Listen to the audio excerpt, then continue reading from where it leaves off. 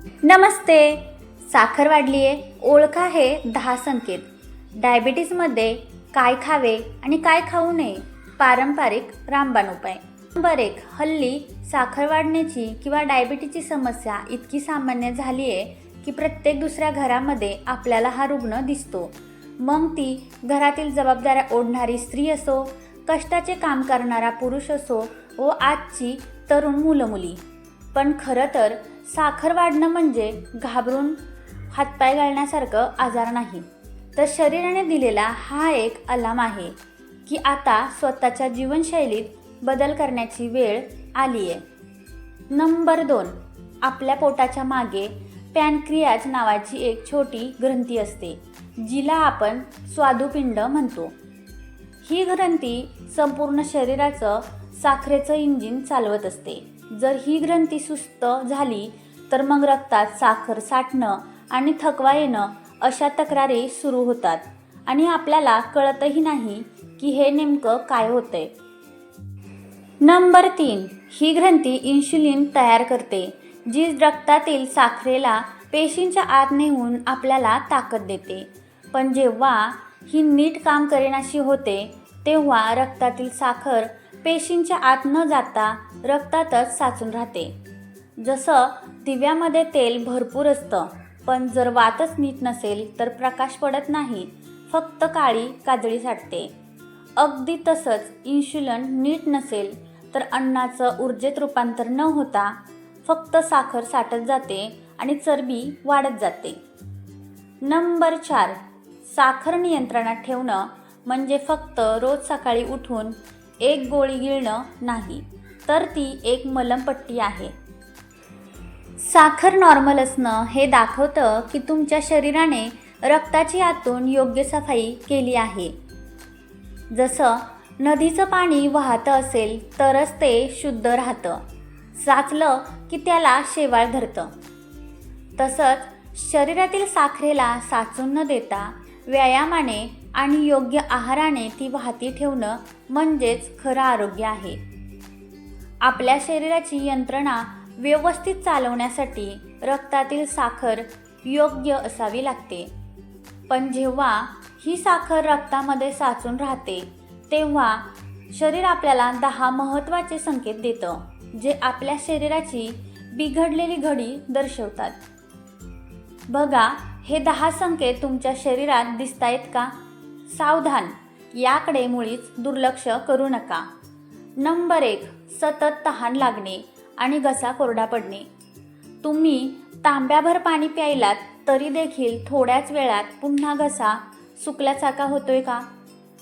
जेव्हा तुमच्या रक्तातील साखर वाढते तेव्हा ती शरीराबाहेर काढण्यासाठी शरीर पेशींमधलं पाणी खेचून घेतं, ज्यामुळे तुम्हाला वारंवार तहान लागते आणि जीभ कोरडी पडते.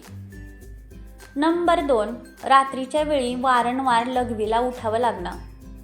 जर तुम्हाला रात्रीची झोप मोड होऊन 2-3 वेळा लघवीसाठी उठावं लागत असेल तर हा एक मोठा इशारा आहे. रक्तामध्ये साखरेचं प्रमाण वाढलं की किडनीवर ताण पडतो आणि ती साखर बाहेर फेकण्यासाठी शरीर सतत प्रयत्न करत असतं, त्यामुळे वारंवार लघवीला येतं. नंबर 3. हातापायांच्या तळव्यांची आग होणं किंवा मुंग्या येणं. तुमच्या हातापायांच्या तळव्यांना सतत आग झाल्यासारखं वाटतंय का? किंवा मुंग्या येऊन पाय सुन्न पडतायत का? वाढलेली साखर हळूहळू आपल्या नसांना कमकुवत करते, यामुळे हातापायांना सुया टोचल्यासारख्या वेदना किंवा बधीरपणा जाणवू लागतो. नंबर 4. डोळ्यांसमोर अंधारी येणं किंवा डोळ्यांना धूसर दिसणं. वाचताना किंवा समोर बघताना अचानकपणे डोळ्यांवर अंधारी येणं किंवा नजर धूसर होणं हे साखरेचं महत्त्वाचं लक्षण आहे. साखर वाढली की डोळ्यांच्या लेन्समध्ये सूज येते आणि आपल्याला स्पष्ट दिसेनाचं होतं. याकडे दुर्लक्ष करणं भविष्यामध्ये दृष्टीसाठी महागात पडू शकतं.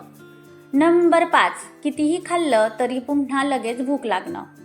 थोड्या वेळापूर्वीच जेवण केलं तरीही पुन्हा पोटात खड्डा पडल्यासारखं वाटतंय का? रक्तातील साखर पेशींपर्यंत नीट पोचत नाही, त्यामुळे शरीराला योग्य ती ऊर्जा मिळत नाही आणि आपला मेंदू सतत आपल्याला भूक लागली आहे असा भुकेचा सिग्नल देत राहतो. नंबर 6, साधी जखम झाली तरी ती लवकर न भरणं.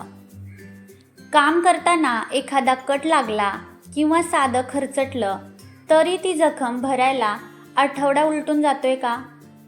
रक्तातील साखरेमुळे शरीराची स्वतःची बरं करण्याची नैसर्गिक ताकद कमी होते आणि जखमांमध्ये जंतू संसर्ग होण्याचा धोका देखील वाढतो. नंबर 7, प्रचंड थकवा जाणवणं आणि विनाकारण वजनही घटणं. रात्री व्यवस्थित झोपून देखील सकाळी उठल्यावर शरीर जडजड वाटतं आणि कोणताही व्यायाम डाएट न करता जर वजन भराभर कमी होत असेल तर सावध व्हा. जेव्हा शरीराला साखरेतून इंधन मिळत नाही तर शरीरात साठलेली चरबी आणि स्नायू जळायला सुरुवात करते. नंबर 8, मानेवर किंवा काखेत काळी छटा दिसणं. तुमच्या मानेच्या मागील बाजूला, बगलेत किंवा हाताच्या कोपऱ्यात त्वचा अचानक काळी आणि जाड पडू लागली आहे का? हा काही मळ नसून शरीरामध्ये वाढलेल्या इन्शुलिन रेजिस्टन्सचा पुरावा आहे, जो तुमचं शरीर साखरेला नीट पचवू शकत नाहीये हे सांगतोय. नंबर 9, त्वचेला सतत खाज सुटणं. अंगावर रॅशेस नसतानाही जर तुम्हाला सतत खाज सुटत असेल किंवा त्वचा खूपच ड्राय पडली असेल तर हे रक्ताभिसरण बिघडल्याचं लक्षण आहे. रक्तातील साखरेमुळे त्वचेचा ओलावा कमी होतो आणि संसर्ग झाल्यामुळे खाज सुटण्याचे प्रमाण वाढते. नंबर 10, साधं पाऊल उचललं तरी धाप लागणं. पूर्वी तुम्ही तुमची कामं अगदी सहज करायचात, पण आता 2 पावलं चाललं तरी श्वास फुलतोय किंवा दम लागतोय का? साखर वाढल्यामुळे शरीराची कार्यक्षमता मंदावते आणि हृदयावर तसेच फुफ्फुसांवर त्याचा ताण येऊ लागतो, ज्यामुळे साध्या कामातही लवकर दम भरतो. नंबर 5, अनेक लोक विचार करतात, मी तर गोड खात नाही तरी माझी साखर का वाढली आहे?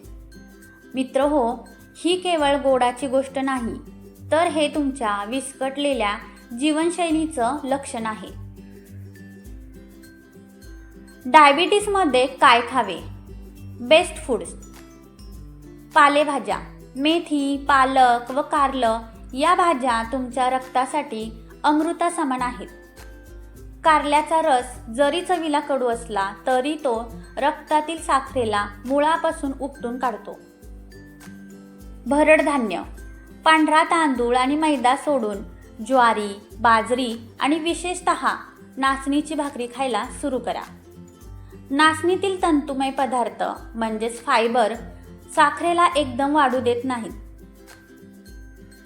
फळे, जांभूळ, पेरू, आवळा व संत्री यासारखी फळे मर्यादित प्रमाणामध्येच खा. जांभळाच्या बियांची पूड तर साखरेसाठी रामबाण औषध मानली जाते. साखरेच्या रुग्णांसाठी दिवसातून फक्त 100 ते 150 ग्रॅम फळं खाणं पुरेसं आहे. काय खाऊ नये? अवॉइड दिस. पांढरी साखर आणि मैदा.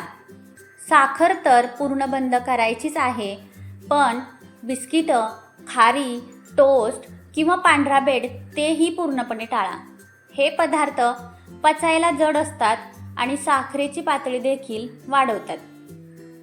कंदमुळे, बटाटा, रताळे किंवा जमिनीत उगवणारी कंदमुळे खाणे शक्यतो टाळा. त्यामध्ये कार्बोहायड्रेट्स आणि स्टार्चचं प्रमाण खूप जास्त असतं. हे पदार्थ खाल्ल्यावर रक्तातील साखर एकदम झपाट्याने वाढते. कोल्ड ड्रिंक्स आणि पॅकेट ज्यूस. कोल्ड ड्रिंक्स किंवा पॅकेटमधील ज्यूसमध्ये प्रचंड साखर असते. ती शरीरासाठी विषासमान आहे.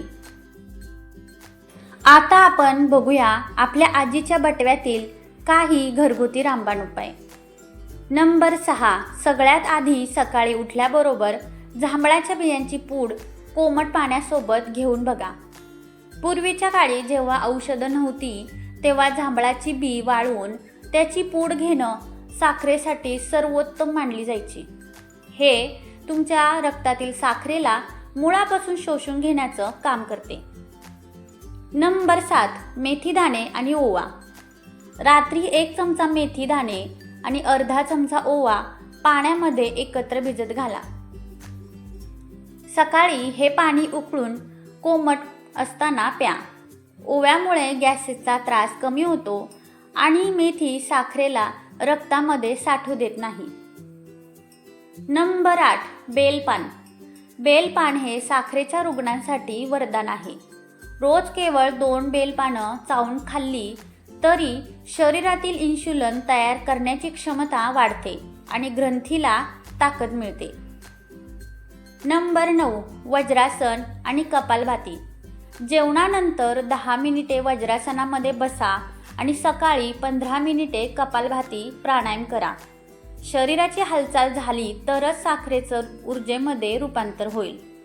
नंबर 10, सगळ्यात महत्त्वाचं म्हणजे मनावरचा ताण कमी करा. आपण कामाच्या व्यापात किंवा जबाबदाऱ्या पार पाडताना स्वतःचा विचार करायचा विसरतो. मनात साठलेला ताण साखरेच्या रूपामध्ये बाहेर येतो. त्यामुळे मन मोकळं करायला शिका आणि शांत झोप घ्या. नंबर 11, लक्षात ठेवा, साखरेची गोळी हे कायमस्वरूपी उत्तर नाही, तर आपली बदललेली जीवनशैली आणि हे पारंपरिक उपाय हेच खरं उत्तर आहे. आपल्या शरीरावर प्रेम करा, ते आपोआप प्रतिसाद द्यायला लागेल. याचा अर्थ हाही नाही की लगेच गोळी बंद करा, तर ती घेतानाच सोबत हे इतरही उपाय करा. नंबर 12, तुमची इच्छाशक्ती कोणत्याही औषधापेक्षा मोठी आहे. तुम्ही स्वतः फिट असाल तरच तुमच्या कुटुंबाची तुम्ही व्यवस्थित काळजी घेऊ शकाल, कारण तुमचं आरोग्यच घराचा खरा आनंद आहे.